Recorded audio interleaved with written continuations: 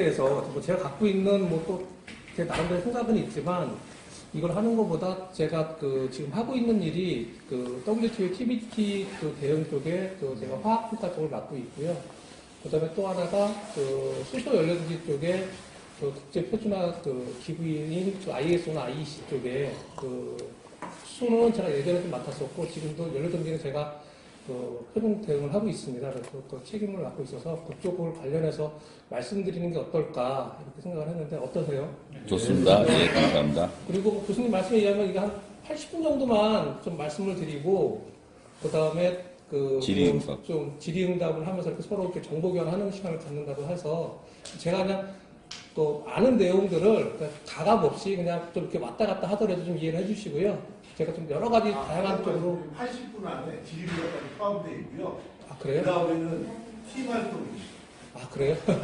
하여튼 그래서 제가 그 시간 나중에 좀 끊어주시면 제가 말을 하다가 하겠습니다. 저 보통 강의를 좀 많이 다녀서 이쪽으로 그래도 좀그 시간에 구애 없이 말을 할 예정입니다.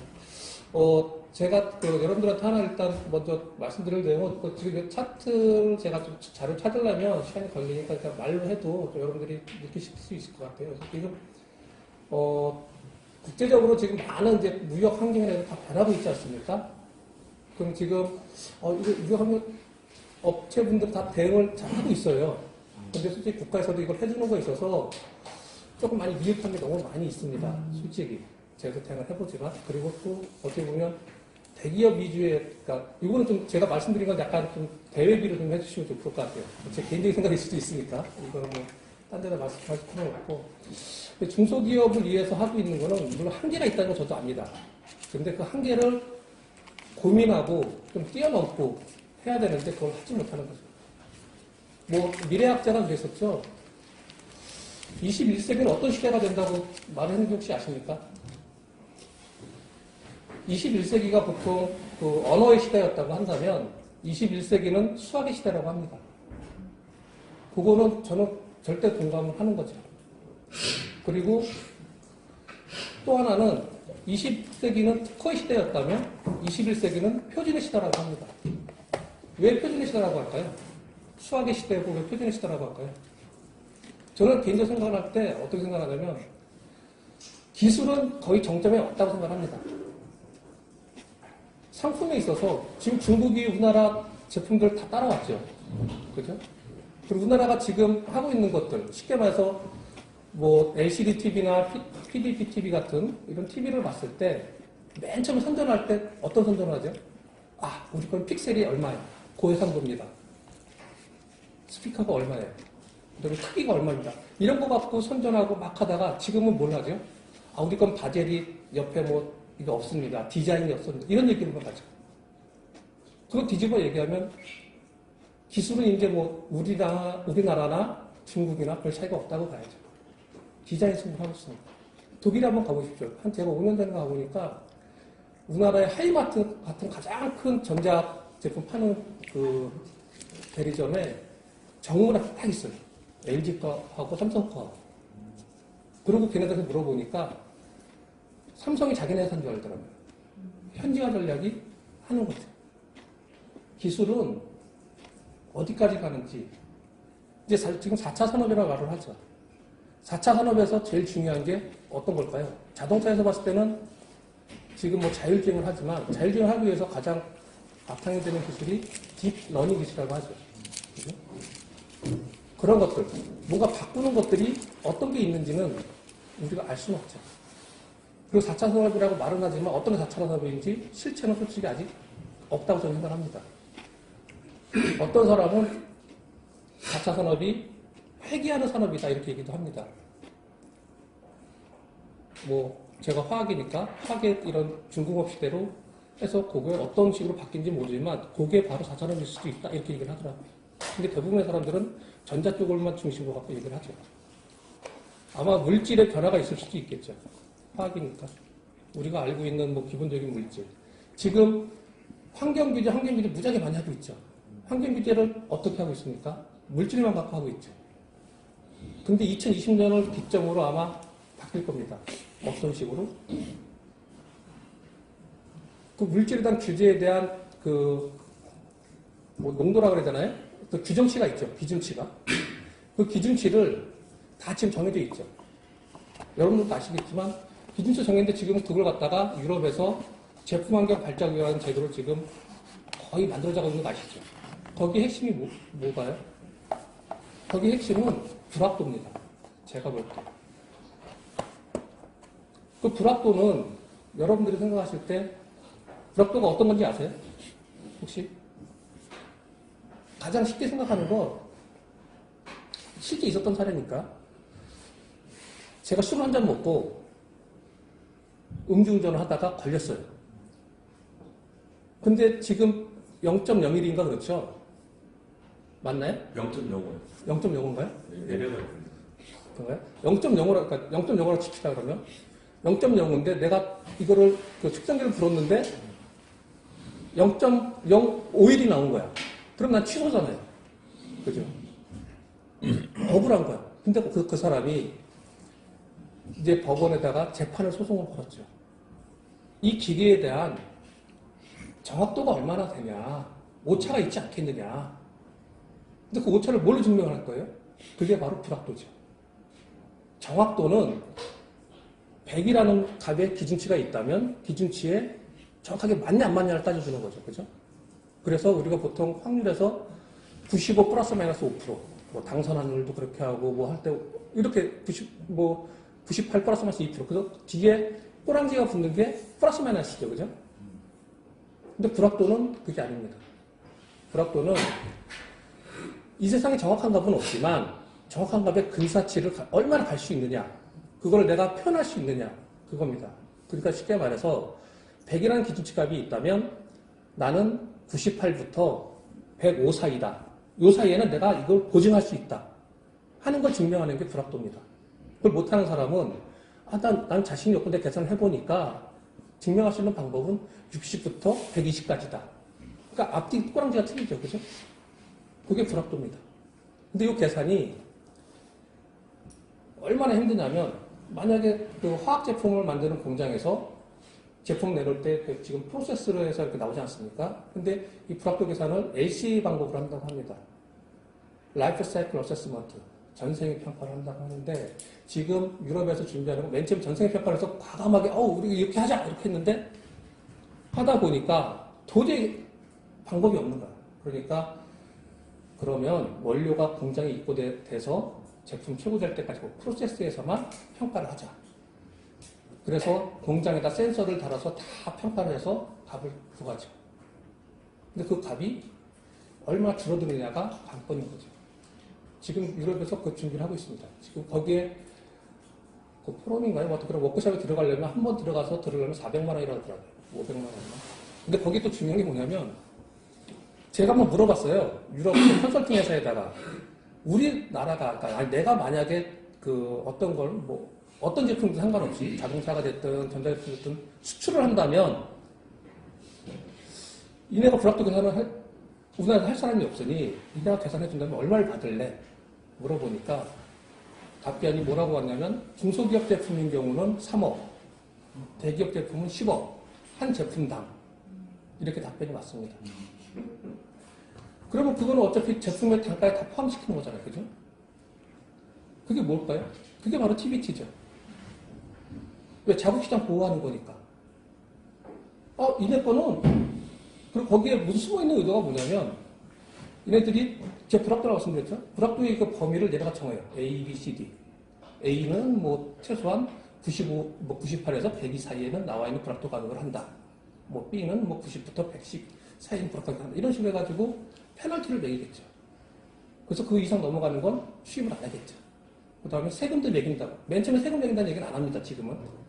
그렇지만 향후 이거는 세금 매기겠다고 거기다가 분명히 명시해놨어요. 제도에다가. 그럼 여기 계신 분들 뭐 기업 사장님들이 계시면 야 이거 어떻게 해야 되는 거야? 이런 고민을 되게 많이 하실 거 아니에요. 이거 거기에 지금 쉽게 말해서 그러니까 그럼 제가 이해가 되는 건 뭐냐면 그 유럽에서 그 불합도 계산한 거 그 보고서에 대한 평가를 누가 하냐? 이게 되게 중요하죠, 이것도. 누가 할까요? 거기 들어와 있는 사람들 중에 하나가, 물론 학자들도 있고 여러 가지 사람들이 있지만 그중에 한 사람이 누가 들어오냐면 경쟁업체가 들어와요. 경쟁업체 전문가가 가장 쉽게 말해서 우리나라 삼성이 들어간다면 유럽 어떤 회사인지 모르지만 중국의 하웨이 같은 회사가 있다면 걔네 회사 전문가가 와서 그걸 평가하는 거예요. 어떻게든 떨어뜨리려고 하겠죠. 그죠? 그러니까 그게 상당히 기업들한테는 큰 위협이 되는 거죠. 근데 그거를 제가 왜 자신있게 20년 정도의 변화가 있을 거라고 말씀드리냐면 국제협약이나 조약들 같은 거 보시면 여러분도 아시겠지만 하나 맨 처음에 논의하기 시작해서 발효되는 데까지는 한 20년 정도 걸립니다. TBT 협정 1995년 1월 1일 날 발효가 됐어요. WTO가 그 사무국이 설립이 되면서 같이 협정이 발효가 되고 TBT 사무국도 생기고 그러면 지금 제품환경 발자국 맨 처음에는 탄소 라벨링이었죠. 그죠? 우리나라에서도 지금 시행하고 있지만 그런 것들이 제품환경 발자국으로 바뀌어서 지금 맨 처음에 탄소만 했다가 지금은 모든 유해 물질을 갖고 하겠다는 게 제품환경 발자국입니다. 이쪽으로 가고 있어요. 제품환경 발자국 논의된 지 20년 거의 다 됐습니다. 그럼 이제 발효가 된다는 거죠. 그죠? 그러니까 제가 2020년 정도 되면 변화가 있을 것 같다고 생각을 하는 겁니다. 그 자료는 여기 제가 갖고 있습니다. 그거 지금 유럽에서 논의를 했고 프랑스에서는 제네랄 투라는 법안으로 10년 전에 통과시켰어요. 하겠다고. 근데 걔네들도 문제는 뭐냐? 법은 통과시켰지만 쉽게 말해서 법은 통과시키고 시행령이나 시행규칙이 만들어지지 못하는 거예요. 그게 지금 메소로로디를 만들고 있는 거죠. 제품당. 그거 무슨 말이냐? 그거 개선할 수 있는 국가가 많지 않다는 거 알아요. 그럼 기준치를 줘야 되잖아요. 그죠? 이네가 쉽게 우리가 데이터를 제공할게. 이네 국가에서 만든, 이네 국가별 교통에 대한 거, 원료에 대한 수입하는 거, 원료를 만드는 거 다 해서 이네가 데이터를 줄게. 그 계산대로 해서 엑셀 작업 돼 있으니까 이네가 컴퓨터 계산해서 그냥 제출만 해. 그럼 그건 인정해 줄게. 하는 그 데이터, 기본 데이터를 만들고 있습니다. 불확도 계산을 쉽게 하기 위한. 근데 거기 숨어 있는 건 뭐겠어요? 내가 계산하면 쉽게 말해서 지금 이런 마이크에 황이라든지 납이라든지 이런 유해한 물질이 있는 게 내가 계산하면 정확하게 계산하면 한 1g밖에 안 나오는데 걔네가 준 러프한 데이터를 계산하면 한 50g 나오는 거죠. 왜? 그럴 수밖에 없으니까. 왜? 범용적으로 써야 되기 때문에 그렇게 해줄 수밖에 없는 거죠. 그러니까는 컨설팅 업체도 정확하게 계산해주면 돈을 3억, 10억씩 받겠죠. 그래서 우리나라에 제가 전문가를 한번 알아봤어요. 이거 할 수 있는 사람이 있는지. 수학학자들? 이거 수학 문제예요. 근데 수학학자들? 불확도 아니다. 계산할 수 있어요. 그러고 나서 제가 이런데 근데 화학적인 지식 데이터가 없는 상태에서 계산할 수 있을까요? 못하죠. 전혀. 그 다음부터는 다 기법하시더라고요. 이런 거. 이거는 제가 데이터를 다 주시면 계산은 해드릴게요. 그렇죠? 근데 이 계산도 여러분들 우리나라 정부에서 나온 원유 데이터가 있어요. 그래가지고 우리나라 탄소 발자국인가요? 거기에 보면 원유의 가격이 있어요. 그거 쭉 되는데 거기에 우리나라 그게 그 값이 어디서 따왔냐면 IPCC라고 국제기구에서 따왔는데 그 값에 꼬리가 없는 거예요. 쉽게 말해서 불확도 값이 따왔는데 불확도 값을 싹 빼고 그것만 값을 갖고 와서 우리나라에 적용하는 거죠. 그러면은 쉽게 말해서 유럽 사람들이 보면 얼마나 웃겠어요. 자기네 거 가져간 건 아는데 옆에 어파와 언더 가격이 없으니 얘네들은 좀 어떻게 보면 이렇게 좀 그냥 우리 거 갖다가 쓰기만 할지 정확한 데이터를 낼 줄 모르는구나. 우리나라가 지금 올해 어저께인가요 나왔죠. 우리나라가 세계 국가 경쟁력 14위라고. 두 단계 올랐다고. 14위인 국가 우리나라가 그걸 대처를 못한다면 좀 창피하지 않을까 싶습니다, 저는. 아무튼. 근데 이거를 계산을 하는 데 있어서 딱 한 분 계산하시더라고요. 제가 아는 범위에서는. 그분은 IPC나 책자를 갖고 원유에 대한 그 계산을 손으로 다 하셨어요. 그래서 값을 똑같이 계산 내는 분은 그 한 분밖에 못 봤습니다. 그분이 이제 그런 얘기 하죠. 어떻게 보면. 저한테, 야, 너는 물어와. 내가 계산할게. 그쵸? 우리 팀을 4명만 짜자. 그래서 그 데이터 관리할 수 있는 사람 하나. 나는 이제 뭐 데이터 관리하고 전반적인 총괄 한번 하고 나는 너 밑에서 그냥 그 계산만 할게. 그래서 팀을 4인 1조로 해서 뭐 1년에 한 프로젝트 한 3개만 해도 업체 거 뭐 충분하지 않겠냐. 우리는 그냥 한 2억씩만 받자. 하나당, 제품당. 그래서 한 3-4개만 해도 1년에 1인당 한 1억 이상씩 가져가지 않겠냐. 아니면 더 크게 판을 벌리든가 이렇게 하자 그러더라고요. 그래서 2020년에 만약 그런 시장이 열린다면 아마 가능할 수도 있겠죠. 제가 이 말씀 드리는 건 여러분 그 TBT가 뭐 아시는 거지만 그 리마인드 하는 셈 지금 한번 말씀드려보면 TBT가 어떤 거예요? 기술 장벽. 무역기술 장벽이죠. 무역기술 장벽에서 제일 중요한 게 뭐죠? 어떤 걸 갖고 무역기술 장벽을 거는 거죠? 거기에 뭐 나와 있지만 기술 규제죠. 그죠? 기술 규정. 기술 규정이 있고 그 다음에 그 기술 규정을 만족하기 위해서 적합성 평가가 있죠. 적합성 평가에는 뭐가 들어갑니까? 시험, 검사, 인증이 들어가죠. 그죠? 다 아시는 내용 한번 말씀드린 거예요. 다른 거 얘기하기 위해서 하는 거긴 하지만 그럼 시험, 검사, 인증에서 검사를 뺀 시험이나 인증 쪽에 제일 중요한 게 표준이겠죠. 표준을 왜 채택을 했을까요? 그냥 뭐 거기 뭐 WTO에서 이거 해서 표준이 가장 뭐 일반적인 거고 제너럴 하니까 이걸 채택해서 이런 게 아니죠. 표준은 국제표준은 만들어질 때 어떻게 만들어집니까? 100% 합의에 있어야지 만들어져요. 하나의 표준 만들 때 중요한 거는 뭐 30-40개국도 들어오지만 제가 하는 건 그렇지 않지만 거기에 들어와 있는 국가들이 다 컨센서스 합의가 이루어져야 됩니다. 그게 안 이루어지면 국제표준 안 만들어져요. 그러니까 WTO에서 국제표준을 경고사항으로 집어넣은 거죠. 너희가 합의한 거고 이네가 찬성한 건데 왜 안 지켜? 강제적이진 않습니다. 그렇지만 안 지킬 수 없죠. 그죠?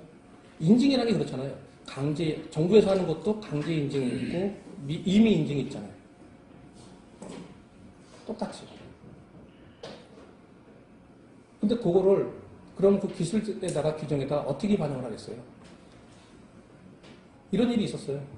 중국 같은 경우도 뭐 이 얘기 들어보셨는지 모르겠지만 중국 같은 경우는 기술 규정이 꼭 같이 여성분 있으시니까 화장품 쓰시죠. 지금 우리나라도 그 화장품에 그 라벨링에 전성분 표시해주는 거 아시죠? 모든 성분, 거기 만드는데 들어간 성분을 다 표시하게 돼 있어요. 근데 그걸 갖다 수출하죠? 중국 사람들이 우리나라 화장품 정말 좋아한다고 합니다. 그러면 우리나라도 프랑스 화장품 수입할 때 어떻게 해요? 라벨링에다가 딱 우리나라 말로 번역해서 딱지 하나 붙여서 팔죠. 그래서 우리나라 사람들이 이거 프랑스제야. 이거 좋은 거야. 이렇게 사서 쓰죠. 중국 사람들도 마찬가지겠죠. 우리나라 제품에다가 중국말 번역을 딱 붙여서 팔겠죠. 근데 중국 사람들이 머리를 어떻게 썼냐면 정부에서 오버라벨링 하지 마라.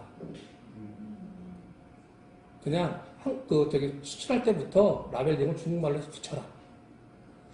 그러니까 그 통보원이 왔는데 업체에다 물어보니까 업체들이 무슨 상관이 있겠냐. 저는 뭐 괜찮을 것 같아요. 이렇게 해서 오케이 했는데 그렇게 되는 순간 매출이 30%가 떨어졌대요. 나중에. 그래서 그러니까 그 시행하기 위한 그 중간 단계가 있잖아요. 그죠? 유예 단계. 그래서 그때 그걸 파악을 하고 다시 재협상을 해서 다시 오버라벨링을 할 수 있게끔. 우리는 아무것도 아니라고 생각하는 것들이 기술 규제입니다. 꼭 이거를 뭐 기술적인 문제를 어떻게 막는다? 이런 건 아닙니다.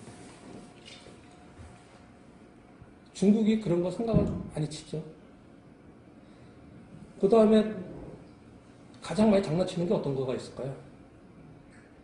시험이죠. 시험 비용을 비싸게 하는 거는 괜찮아요. 그렇죠?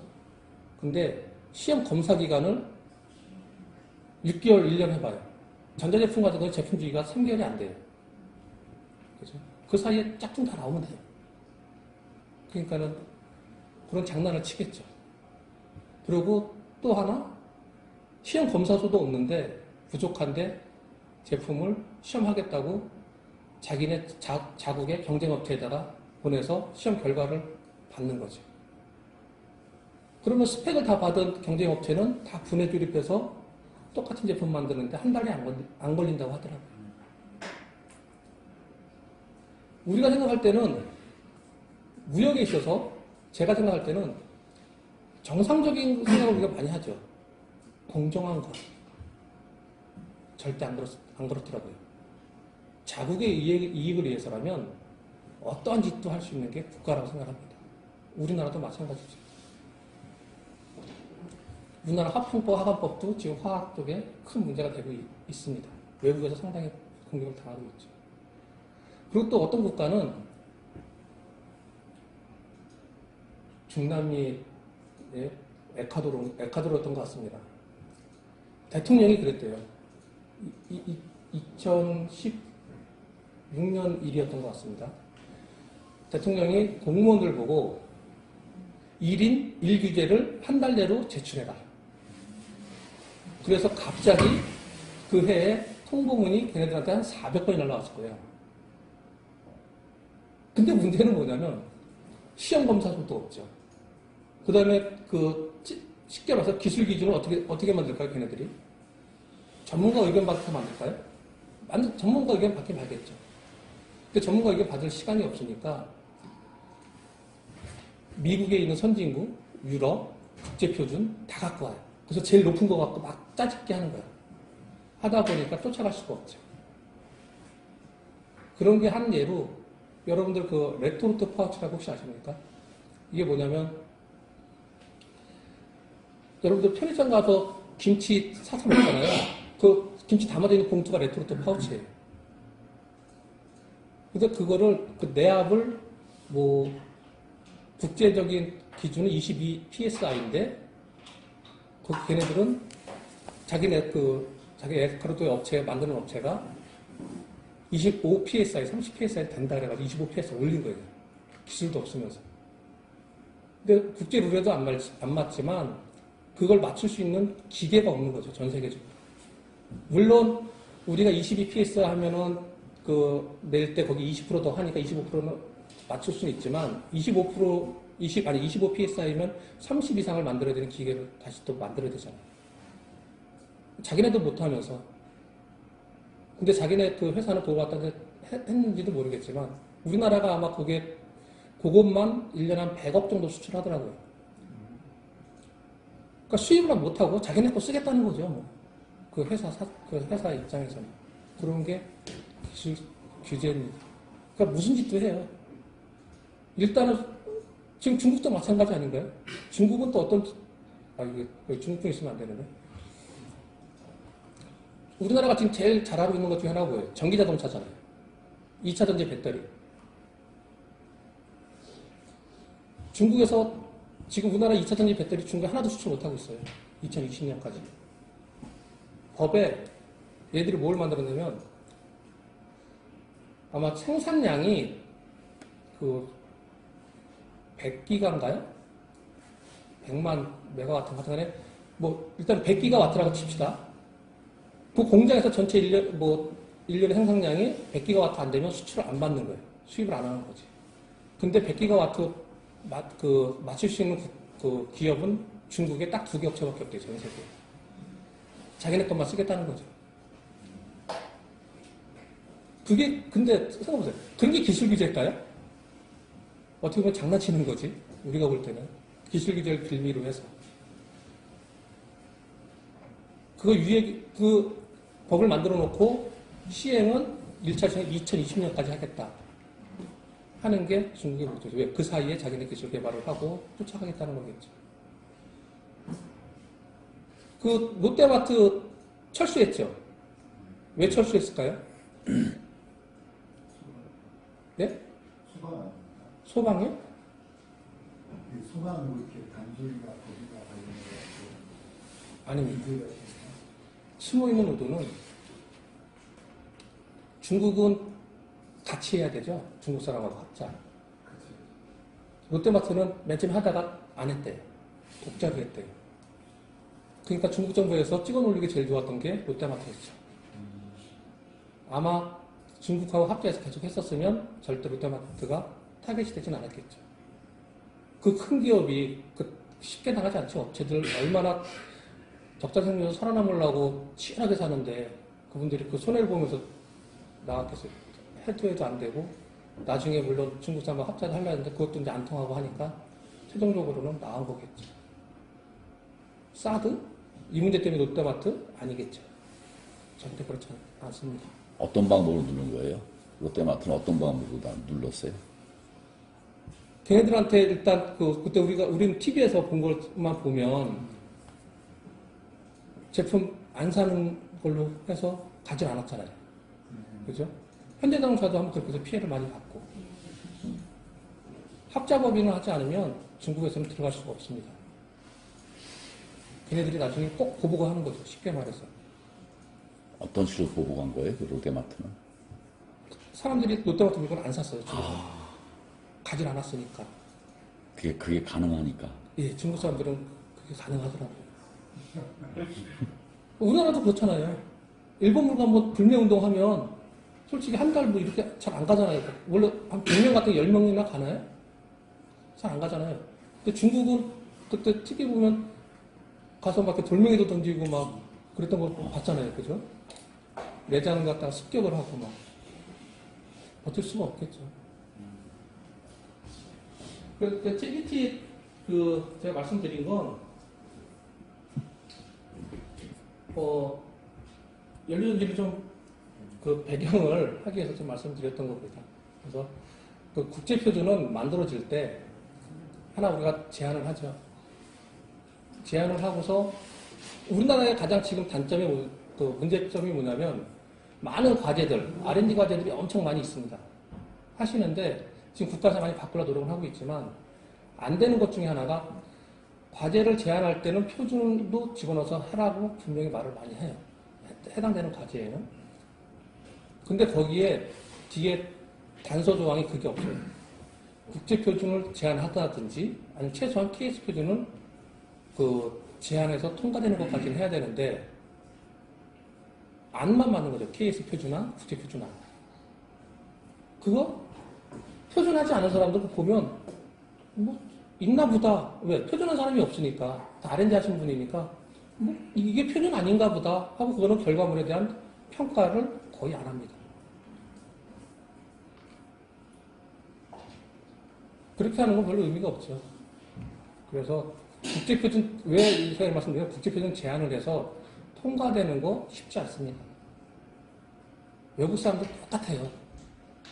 제가 연료전지 이쪽 국제표준 뭐 전문가들이 실제 활동을 하시면 저는 이제 그 서포트하는 역할을 많이 하지만 지금 제가 거의 15년 정도 했거든요. 이쪽에서만.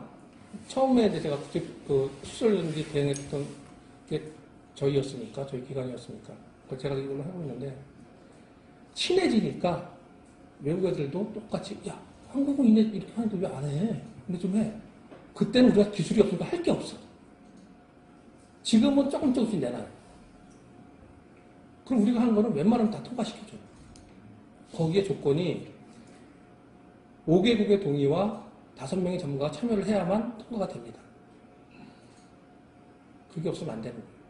그러니까 그게 활동도 안 했는데 될까요? 안 해줍니다. 저는 맨 처음에 했을 때, 맨 처음에는 좀 그랬어요. 외국 사람들은 좀 뭔가, 합리적이고, 되게 뭐 유럽이나 미국에서 합리적이고 되게 좀 젠틀하고 막 이럴 줄 알았어요.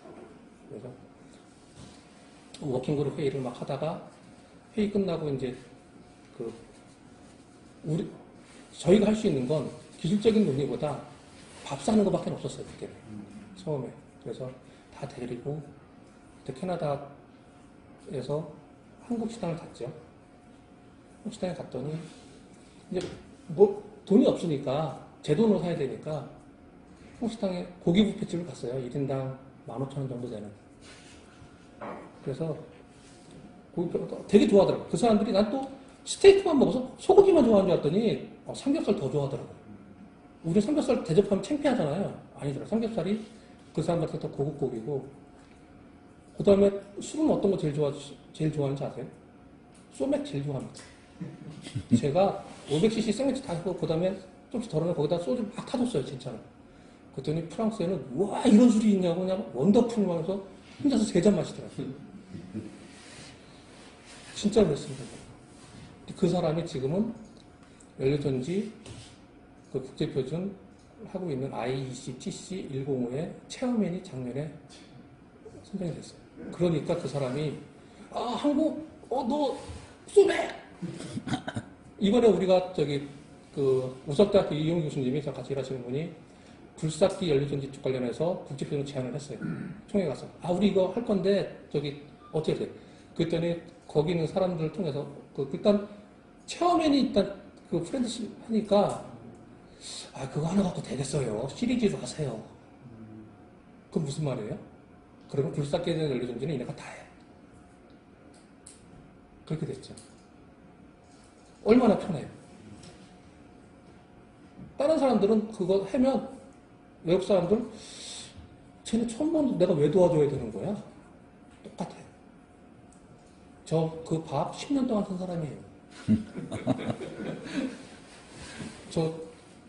맨 처음 어떻게 되냐면, 지금은 이제 뭐 제가 회사 돈으로 사기도 하지만, 맨 처음에는 회사 돈으로 못 사니까, 같이 갔던 분들하고 출장비 좀 남잖아요.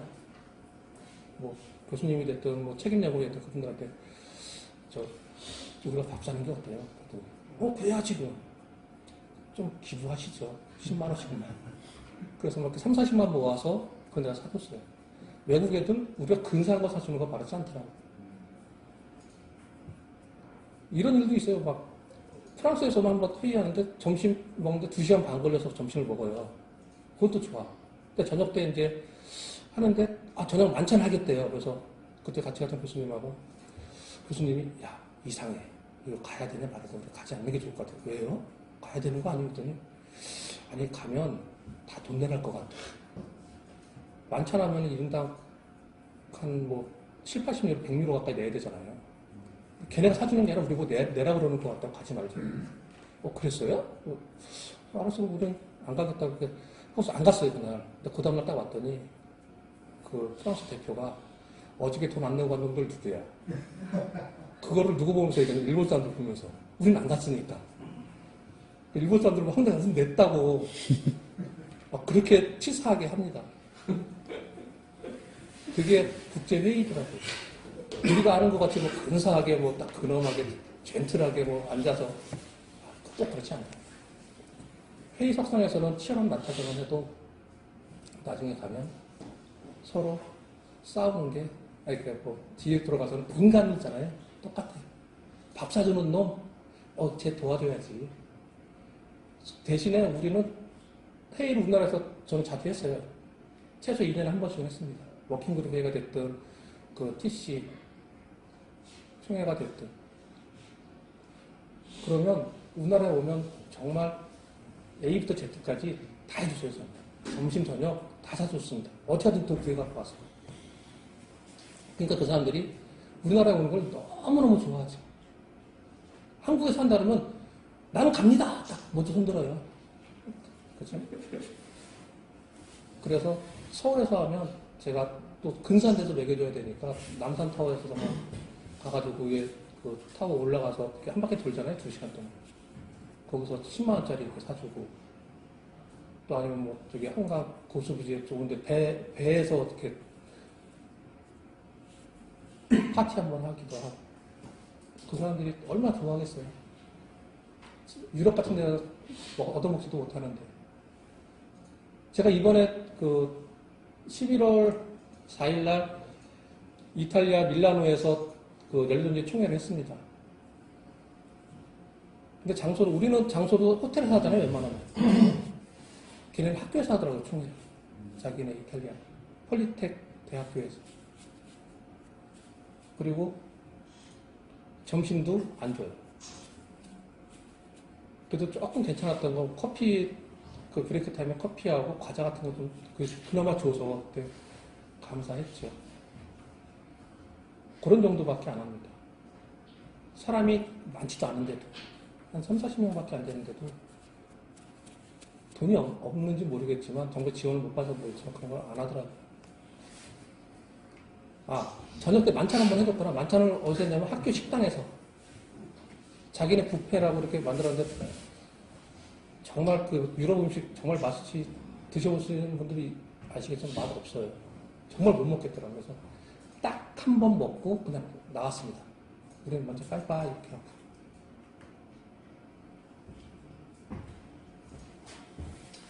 네, 제 사업을 소개하는 걸로 좀 하겠습니다.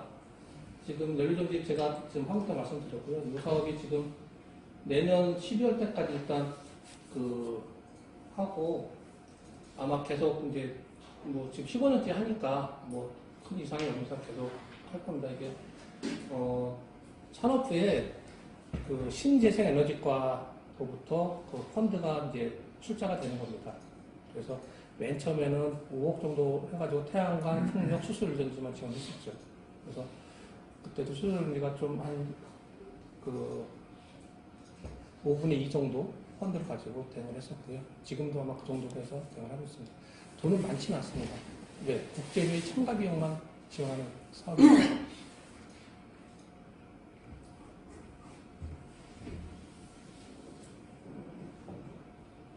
이런 내용 다 아시죠? 뭐 더블 출범이나 협정이나 뭐 그런 것도 다 아시는 내용이니까 넘어가도록 하고요.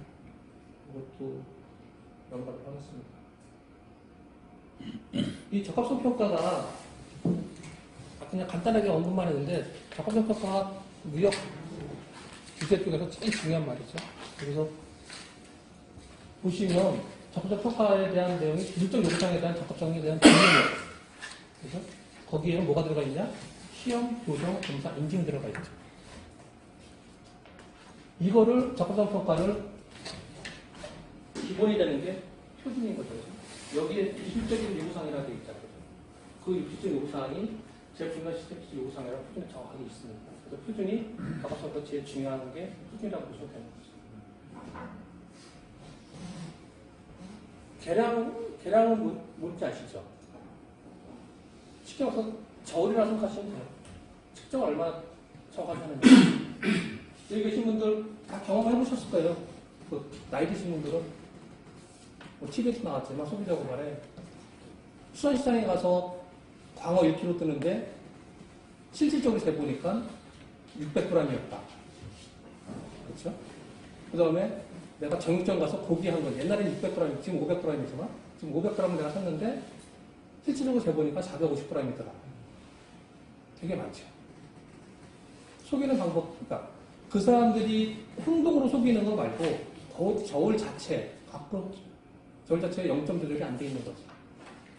원래는 뒤에 그 검사 피팅이라고 있어야 됩니다. 1년에 한 번인가 2년에 한 번씩 받아서 딱 비춰야 되는데 그걸 안 하는 거죠. 그리고 여러분들이 가장 또 대중교통 사용하는 것 중 하나가 택시잖아요. 택시에 보시면 그 요금 나오는 그 메타기에 옆에 조그맣게 보면 이렇게 딱 쇠를 이렇게 해가지고 막아져 있는 거 혹시 보셨나요? 그게 그게 뜯어져 있으면 그 법적 처벌을 받습니다. 근데 걔네들이 그거 갖고 사기를 쳐요. 왜? 다시 묶으면 되니까. 완전히 잘랐다가 똑같은 거 사다 묶으면 되니까. 제가 경험한 건 아니지만 제 여자친구가 경험했던 건데 김포공항에 내려서 그 집이 그 반포였어요. 반포까지 택시를 타고 가는데 이제 택시 기사가 확신이 있었나 봐요. 여자친구한테. 야, 나 재밌는 거 보여줄까요? 딱 이래. 뭔데? 그랬더니 여기서 저희 집까지 얼마 나와요? 그랬더니 한 2만 원 나오는 것 같아요. 이렇게 얘기했더니 그러면 내 2만 원만 받고 마켓 안 가서 2만 원만 받고 제가 재밌는 거 보여줄게 하면서 손을 이렇게 쑥 넣어서 뭐 하나 딱 만지더래요. 그랬더니 집에까지 택시비가 12만 원 나오더래요. 내 타기의 표시가. 그러니까 외국 사람들한테 속이기 얼마나 좋아요. 왜? 제가 스위스 그 WTO 그 회의를 가서 하고서 저녁 때 이제 제가 갑자기 배 아파가지고 화장실 가는 바람에 저랑 같이 있는 사람 4명인데 나 혼자 버스 내려서 화장실 갔다 오고 나서 다시 버스 타야 되는데 미안하잖아요. 그래서 호텔까지 간 건데 택시비가 낼 테니 택시 타자. 그래서 2km 택시 탔어요. 그랬더니 2km 택시비가 우리나라 돈으로 46,500원 정도 나오더라고요. 그러니까 그런 사람들이, 그런 외국 사람들이 뭐 스위스는 더 비싼 거지만 독일도 그러고 미국도 그러고 택시비 많이 나오잖아요. 당연히 한국도 비싼 거 같다고 내는 거지 뭐. 그렇죠? 그런 게 그 사람들 속이면 한두 속이지만 이 대량이 시험에서도 많이 문제가 되겠죠. 그러니까 국가별로 이네 시험 성적서 인정입니다. 그렇죠? 우리나라 가장 큰 뭐 KTR 한국항공화시험연구원이든 뭐 한국전기전자 시험연구원이든 생활환경 시험연구원 이런 데가 많이 있지만 우리나라 시험 성적서 외국에서 잘 인정 안 해주잖아요. 그렇죠? 이네 데이터를 내가 어떻게 믿어야 돼? MRI 체결 안 하면 안 하죠. 이 분야가 숨어있는 분야겠죠. 그렇죠? 나중에 이 분야가 바로 아까 제가 말씀드렸던 제품환경 발자국의 그래프 쪽에 걸리는 거죠. 인정은 뭐 다 아시죠? 인증기관을 적합성을 판단해서 그 권한을 부여해주는 기관이 인정기관이고 이 기관은 정부에서 한다는 거는 여러분 다 아실 거죠. 이게 바로 여러분들이 아시는 국가품질기관의 구조의 핵심 요소가 되는 거죠. 표준과 계량과 인정. 인정에는 뭐 인증이나 검사나 게 포함되는 거니까. 그럼 우리가 국제표준을 왜 해야 되는지, 뭐 사전에 제가 말씀드린 여기 계신 분들 다 아시겠지만, 여러분 시장을 선점할 때 어떻게 선점을 하죠? 새 제품을 만드는 게 아주 없던 제품을 만드는 게 아니죠. 제가 옛날에 제약회사에 있었을 때 비타민C를 만들었어요. 어떻게? 우리가 아는 거는 이렇게 그 터블리트에서 이것도 동그래가지고 납작한 거 먹죠? 그때는 그냥 노란 알약같이 아주 동글동글한 거. 아마 여러분 드셔보셨을 거예요. 그걸 맨 처음에 만들어냈어요. 그 회사에서. 그래서 그 회사에서 만들고 그거 갖고 많은 돈을 버니까 경쟁회사에서 다 만들어냈죠. 근데 시장 선점한 효과는 최소 2년 이상 가더라고요. 안 뺏기더라고요. 소비자한테 그 인식도가 되게 무서운 거더라고요. 그러니까 우리가 갖고 있는 기술이나 표준을 국제표준을 하는 거는 되게 중요하겠죠. 여기에 요즘에 숨어있는 거 있잖아요. 표준 특허라고. 물론 특허를 내가 갖고 있는 기술은 다 공개해야 됩니다. 근데 여기 숨어있는 게 어떤 것들이 있냐면 우리가 지금 연료전 자동차가 좀 돌아다니고 있죠. 연료전 자동차를 연료를 주입하는 게 수소죠. 근데 그 국제표준에서 ISO TC 197에서 수소 연료에 대한 품질에 대한 국제표준을 만들었어요. 누가 주도했냐면 일본 사람들이 했어요. 근데 거기 핵심이 되는 내용은 뭐냐면 임퓨리티, 불순물이 얼마나 있어야 되느냐. 거기에 가장 그 수소에는 없어야 되는 불순물이 황입니다. 이산화황 같은 게 없어야 되는데 그거는 왜냐면 연료전지에 그 피도 현상을 줘서 연료전지를 멈추게 하는 게 있었기 때문에 그거는 거의 없어야 돼요.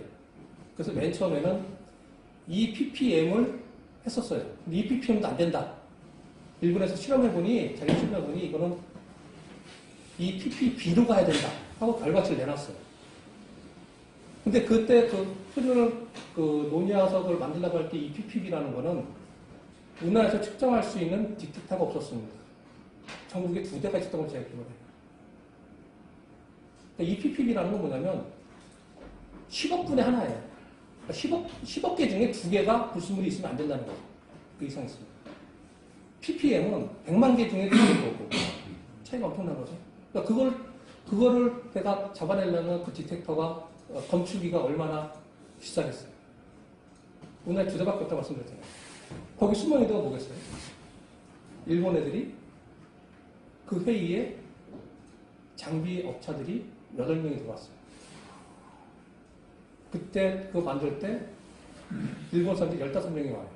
회의는 22명이 하는데 일본 사람들 막 떠들어대면 그거 갖고 막 못해요. 사람이 군중심리에 의해서 넘어가더라고요. 원래 나중에는 이제 또 바꿨지만 그때는 그걸로 EPP로 통과가 됐습니다. 그래서 이거 통과돼서 우리가 알아보니 막 이 상용화를 한다면 지금같이 연령에서 돌아다닌다면 최소한 1년에 한 번씩은 그 랜덤에서 검사를 해봐야 되고 그 검사하는 기관들이 최소한 전국의 각 단위별로 2개씩 있어야 될 거 아니에요. 도별로 그죠? 근데 그 장비가 하나에 10억이에요. 그렇죠? 근데 뭐 이런 정도 따져도 20개 이상은 필요할 거 아니에요. 그죠?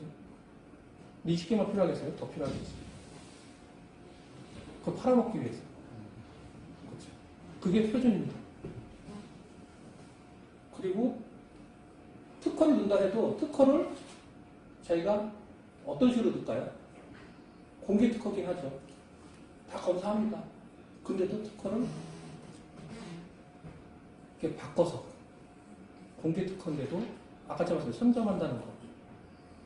그게 들어가면서 자기 시장 선점이 가능하니까.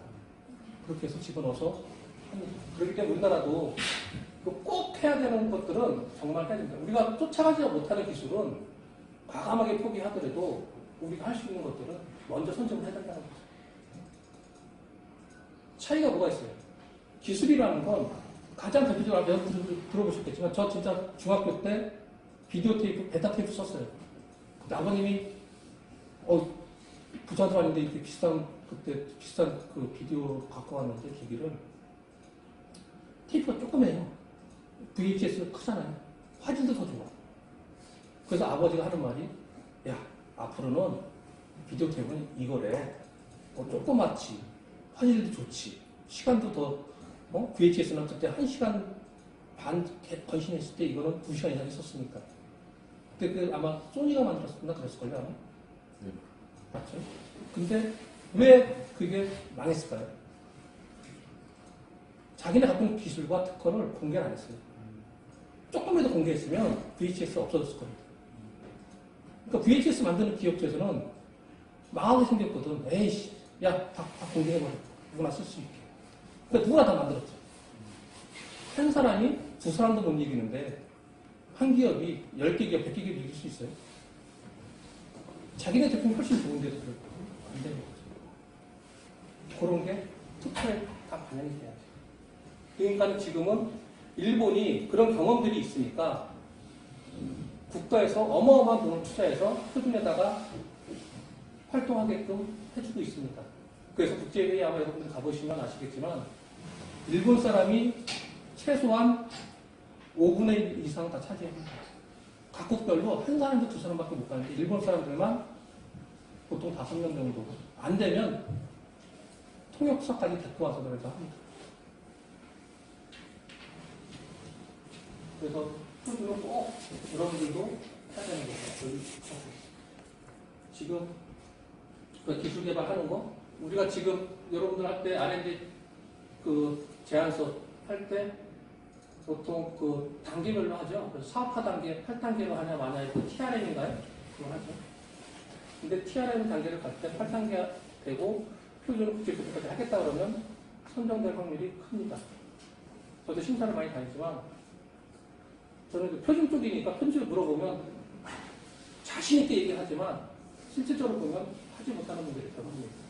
쉽게 말해서 난 기술 개발하는 사람인데 왜 그것까지? 그거는 교수님도 그러고 그 연구소의 책임 연구원들도 그러고 다 똑같아요. 근데 최소한 여기 계신 분들은 표준에 대해서 다 아시는 분들이니까 어디 가서도 야, 표준 정말 중요한 거야. 근데 그냥 중요하다고만 얘기하지 마시고 왜 중요한지에 대해서 몇 마디만 해주세요. 최소한 TBT란 얘기 한마디라도.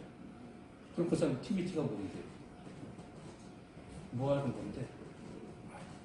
너는 몰라도 돼. 그냥 TBT라고 그냥 나중에 인터넷 찾아봐. 그럼 되지. 이렇게 얘기해 주시면 돼요.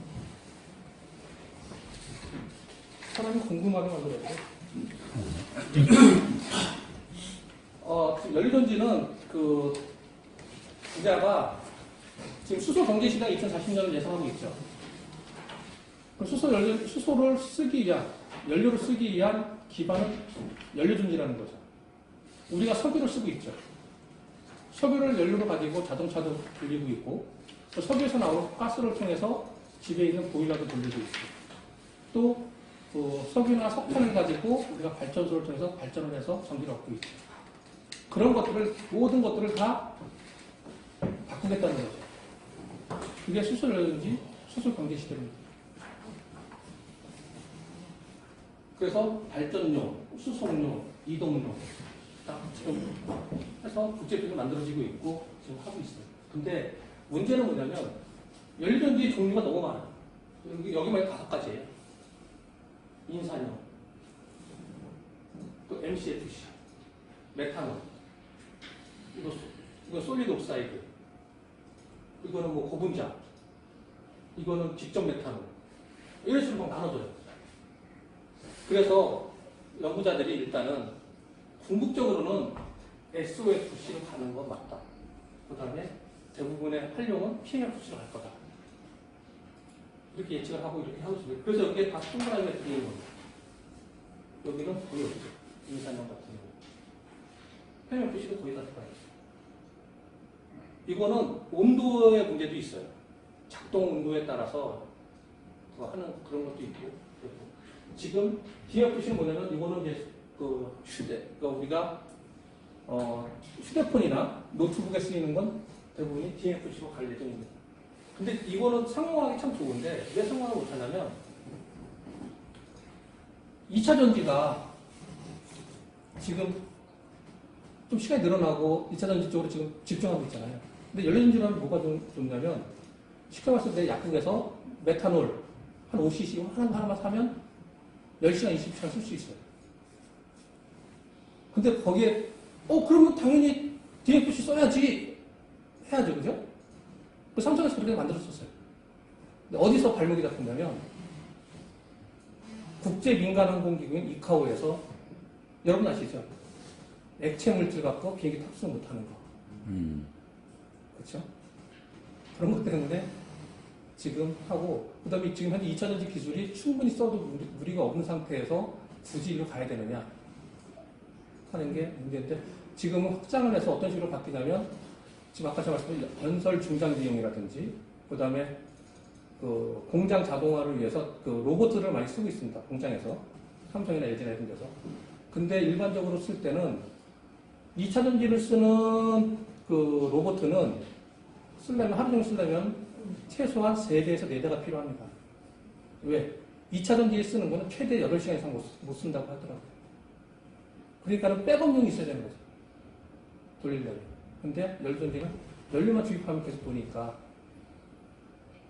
최소한 30% 이상은 줄일 수가 있는 거죠. 그래서 이쪽으로도 지금 연구가 많이 되고 있고, 또 어느 쪽에서 많이 쓰일까요? 제가 이쪽에 관심이 많아서 말씀드리는 겁니다. 삼성에서 그 사회 그 환원을 위해서 구상을 했던 건데, 지금 무산이 됐지만 했던 게 뭐냐면 장애인들 이 휠체어, 전동 휠체어 타고 다니잖아요. 그걸 이쪽으로 바꿔주려고 했었어요. 3,000대 정도. 좋잖아요. 그렇죠? 왜? 그 배터리도 여러분 휴대폰 1년 정도 쓰면 충분 반 정도 이렇게 휴대폰 떨어지잖아요. 지금 전기자동차의 딜레마도 그거잖아요. 뭐 10년 보증한다고 하지만 좀 갸우뚱하죠, 그죠? 그 다음에 나중에 그 배터리도 또 폐기물이 또 심하니까 그건 또 어떻게 처리할 건지. 그다음에 우리가 뭐 급속 충전하면 뭐 2시간 만에, 뭐 40분 만에 한다고 하는데 막말로 급속 충전하면 그 과한 전기가 스택을 막 때리는 거기 때문에 스택이 나중에는 견디지 못하는 거죠. 아마 나중에는 그런 말도 사용하는 사람도 있을 거예요. 급속 충전은 뭐 급한 경우에는 사용하지 않기를 권장드리겠습니다. 뭐 이런 말이 나올 수도 있을 것 같아요. 제가 보기에는. 그러니까는 그 학자들 대부분이 전기자동차는 뭐 제 기준에서 그런 건 모르지만 수술 연구 시대에 가기 위한 중간 단계에 있는 기술 아닐까 이렇게 생각을 많이 합니다. 물론 다른 쪽으로 또 많이 또 할 수 있겠죠. 꼭 자동차에 특화될 필요는 없으니까 2차 전기라는 거.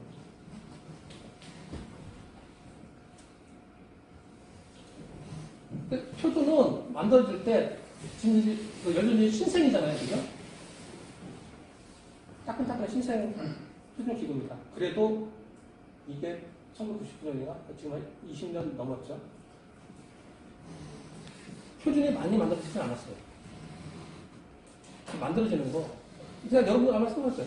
내가 회사를 하든 뭘 하든지 간에 전체적인 큰 그림을 그려놓고서 시작을 하지 세부적인 거 생각을 안 했어요. 표준도 똑같습니다. 여기 보시면 용어 정의 같은 거 빼고 컴포넌트 쪽, 노드 쪽, 그 다음에 발전용 쪽, 그 다음에 수송용, 그 이동용, 포터블 쪽 이렇게 나눠져 있는데 여기에서 딱 보시면 발전용을 예를 들어 봅시다. 발전용에 보면 표준이 만들어지는 게 안전, 성능, 설치 이 세 가지밖에 안 만듭니다. 뭐 밑에 있는 건 뭐 스몰 스테이션은 이것은 가정용이니까 똑같은 거니까. 다른 데도 마찬가지예요. 여기 마이크로 쪽도 안전, 성능, 그 다음에 호환이. 이거는 갖고 다니는 거니까 호환이니까 설치가 아니죠. 그죠? 제가 말씀드린 건 뭐냐면 큰 카테고리로만 움직인다는 거예요. 지금. 그냥 이거 제품 하나 만들면 이거 제품에 대해서 얼마나 안전이 있는지 그리고 이 제품에 대한 성능, 그 효과가 얼마나 나오는지 그리고 이거는 내가 다른 거랑 호환이 얼마나 되는지 요거까지만 하는 거죠. 여기에 들어가 있는 부품의 세부 부품들 이런 거 전혀 안 하는 거죠. 지금 이제 조금씩 시작을 합니다. 그리고 제가 아까 말씀드렸던 제품 환경 발전 유럽에서 하고 있다고 말씀드렸죠. 제도 여기에도 워크맨 14에서 열전기에 대한 전 세계 환경 평가 기법이 들어가 있습니다. LCA 기법 여기에 더 들어가면 이제 제가 말씀드린 언설턴티 내용이 들어가겠죠.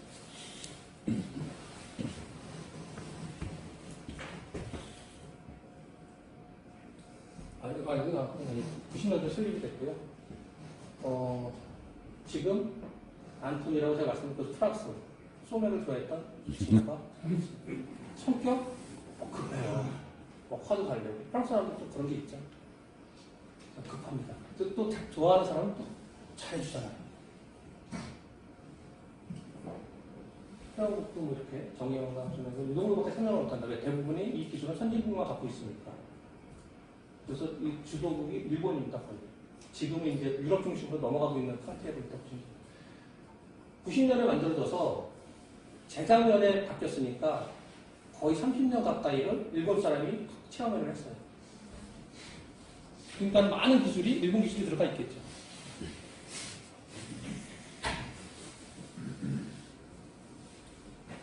거기에 이제 뭐 여기 수단 전략에 보면 여기 보시면 제가 말하는 뭐 안전이나 설치나 뭐 호환이나 뭐 이런 쪽으로만 지금 성능 시험만 이런 식으로만 한다고 했는데 여기에 이제 향후 전략 자체를 보면 뭐 대상 품목을 뭐 드론도 하겠다 뭐다 이렇게 품목도 정해져 있지만 세부적으로 들어가는 핵심 기술들 부품 기술들이 여기 들어가 있습니다. 향후 하겠다. 이것까지 상호 관계에 대한 부품 기술가 있고요. 그 다음에 여기 들어가 있죠. NGS하고 여기 어디 있었는데 그래서 그런 부품들에 대한 내용까지도 지금 전략에 포함되어 있습니다.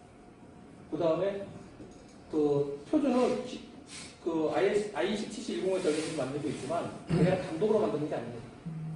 관련된 뭐 표준화 기구들 여기에 ISO-TC197가 들어가 있죠. 수소 기술 여기 와서 같이 얘기합니다. 총회 때는. 다른 뭐 TC22 육상 자동차입니다. 자동차 쪽에서 전문가들이 온다는 거죠. 이런 사람들하고 같이 하고 그 이외에 유럽의 뭐 커미션 기구들도 와서 같이 한다는 걸 수 있습니다. 유럽이 왜 표준을 많이 오는지 아세요? 미국이 되게 싫어해요. ISO나 IEC. 왜 그럴까요? 자기네 지도로 안 하고 유럽 지도로만 하니까. 여러분 뭐 그냥 모른다 말씀드릴게요. 모르는 상태라고 제가 가정을 하고. ISO하고 IEC 국제표준화 기구하고 유럽하고 MOU 체결한 거 아시죠? 그래서 자기네 유럽 표준은 2차 논의 되냐 안 되냐 기술적 논의가 아니라 되냐 안 되냐 문서적인 것만 작업해서 바로 국제표준화 할 수 있도록. 이게 미국이 얼마나 싫어하겠어요. 그래서 수소 같은 거 할 때 IPH 세계 수소 뭐 회가 만들어가지고 또 상대 기구도 만들고 미국이 어떤 전략을 갖고 하는데 다 안 통했죠. 유럽은 이쪽은 열린 쪽은 아니지만 다른 쪽에는 일국가 일투표죠. 찬성. 표가 모자르면 아프리카 사람들 다 데리고 옵니다. 야, 니네 저기 체제비 줄 테니까 다 와. 그래서 손들어요. 자기가 이기겠다. 합의는 100%지만 단계 지나갈 때는 3분의 2, 뭐 4분의 3 이런 룰이 있잖아요. 그런 걸 해서.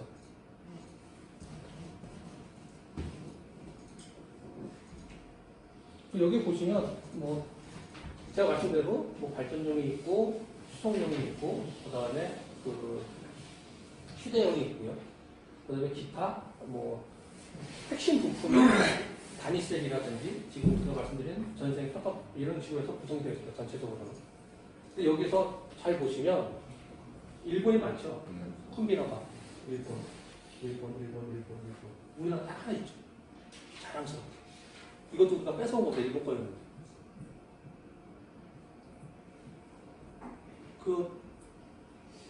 일본이 맨 처음에는 이 워크맨 10, 이 마이크로 렌지 쪽에 제가 말씀 마이크로 렌지가 휴대폰이나 노트북용이라고 말씀드렸죠. 지금 DMFC는 전 세계적으로 조금 다운되어 있는 상태입니다. 안 쓰는 기술로 자꾸 가는 거였었죠. 근데 기술은 그때 제가 그랬어요. 교수님, 기술은 바뀝니다. 시대가 변하면 DMFC가 다시 뜰 수도 있습니다.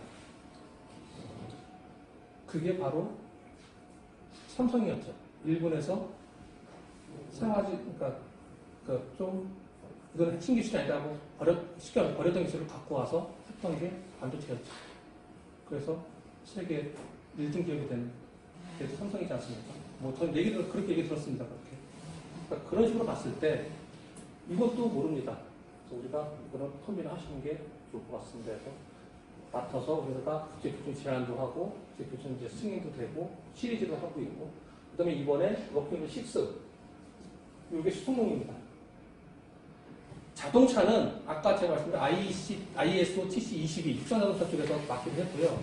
자동차 이외에 뭐 산업연수력이라든지 중장비, 불삭 이런 거는 다 여기서 하기로 했습니다. 그래서 우리가 건설 기계용 열전지 국제표준을 제안을 이렇게 했죠. 이번에. 여기에도 이제 코-컴비너라든지 뭐 작업할 수 있는 그런 사람으로 들어갈 예정이 있습니다. 지금 중국이 또 지금 여기 좀 늘어나고 있는 거 보이시죠? 중국 하나도 없었어요. 국가에서 정책적으로 지금 마트라고 얘기를 합니다. 왜? 중국이 여러분들 중국 표준 한번 보셨어요?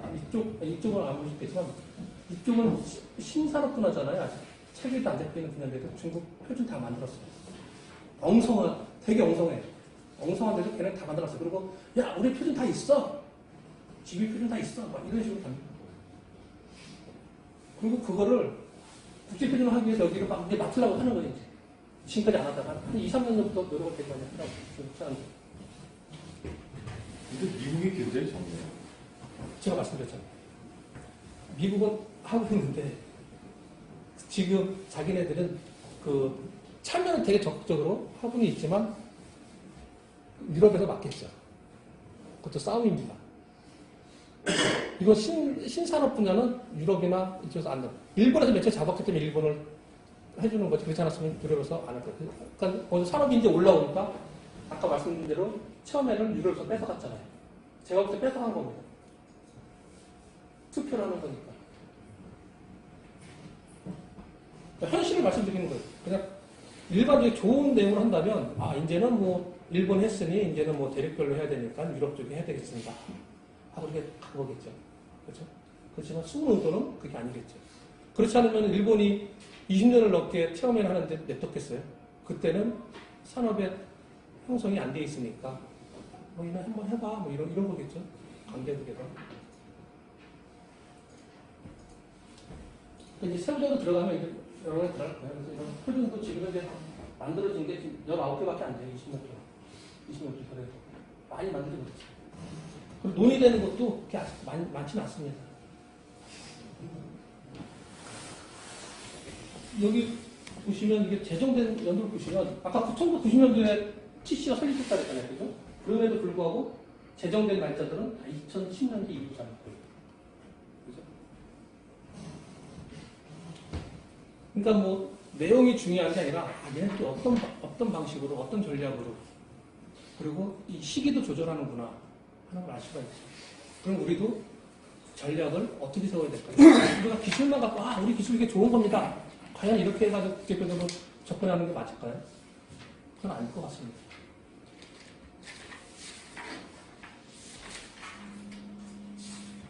뭐 개발 현황 같은 경우는 뭐 지금 거기 시리즈로 하고 있는 거니까 큰 건 없습니다.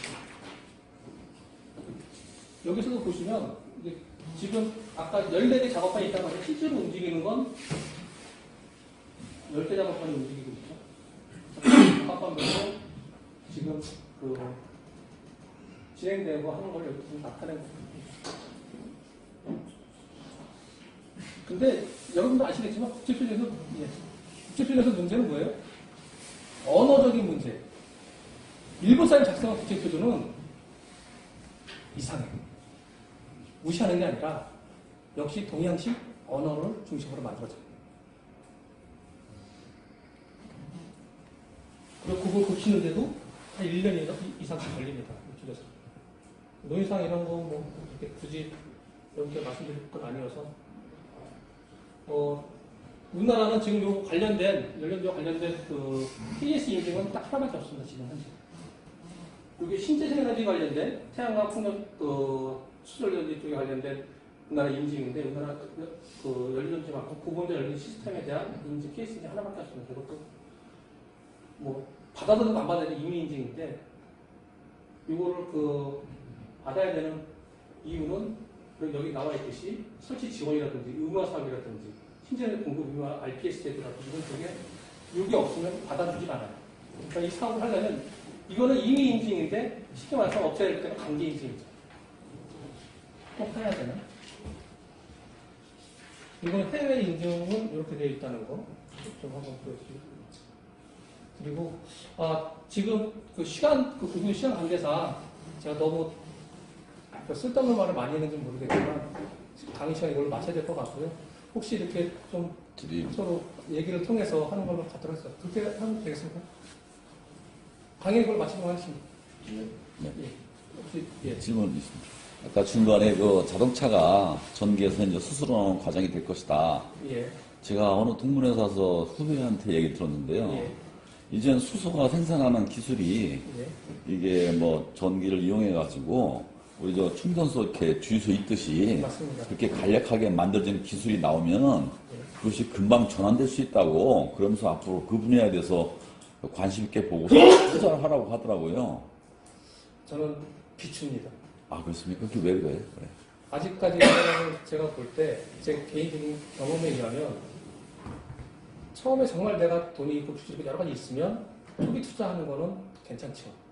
근데 우리나라 대부분 일반적인 기업이나 사업하시는 분들 초기 투자에서 성공한 사람은 5%도 안 됩니다. 1%도 안 되더라고요. 지금 그 선생님이 말씀하신 이게 뭐냐면 우리나라 지금 가스 충전소가 되게 많잖아요. LPG 충전소가. 그 충전소를 우리나라 지금 계획이 그런 것도 있어요. 그 충전소를 바꿔서 그 수소 충전소로도 하겠다. 왜? 방호벽이라든지 이런 것들이 웬만큼 안전기준에 어느 정도 있어요. 거기 조금만 보완하면 되니까. 외국에는 충전소 만들면 돈이 많이 지금 그 수소 충전소 만들려면 한 25억 정도 듭니다. 그러니까 개인 투자하기가 쉽지 않은 거죠. 그래서 아마 정부에서 지금은 이제 전액 그 그 충전소로 만들고 있지만 향후 바뀌면 이제 그 LP 충전소가 수충전소로 바뀔 확률이 상당히 높습니다. 우리나라는 전국적인 걸 다 갖고 있기 때문에 지금 현재는 영동고속도로 쪽에 가다 보면 휴게소에 수충전소 하나 있더라고요. 그게 거기 왜 만들어졌어요? 그 평창 올림픽 때문에 만들어졌죠. 네. 근데 문제가 있습니다. 뭐가 문제냐? 여러분들도 저도 그러고 이게 제일 중요한 거 아니에요?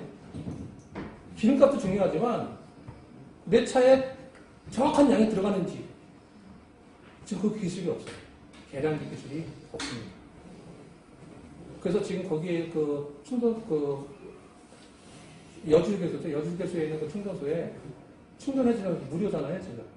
그러니까 해주는 거지. 만약에 돈 받고 한다면 야, 너 이거 정확한 거야? 아마 제 생각에 아마 20%는 틀릴 것 같아요. 양이. 그걸 지금 아직 확정 못했어요. 표준도 못 만들었지만 그런 것들, 돈과 관련된 것들을 지금 계량기 같은 기술이나 이런 것도 꼭 해야 되는데 전혀 안 돼 있습니다.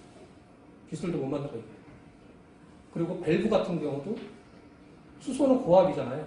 고압에 대한 밸브를 또 새로 만들어야 되는데 우리나라가 밸브 회사들이 상당히 수준은 높은데 안 합니다. 왜? 돈이 안 되는데 내가 이 나라 필요하면은 시장이 형성되면 나 만들게. 준비만 하고 있을게. 이 상태지 안 합니다. 이제 그런 것들이 이제 극복이 되기 위해서는 역시 정부 투자가 있어야 된다는 거죠. 판은 정부에서 깔아주는 거죠. 저는 그렇게 생각합니다. 예. 또 다른 혹시 예. 제가 너무 시간을 많이 잡아봤는데 네, 제가 너무 과학과 관련된 좋으신 말씀 다시 한번 박수를.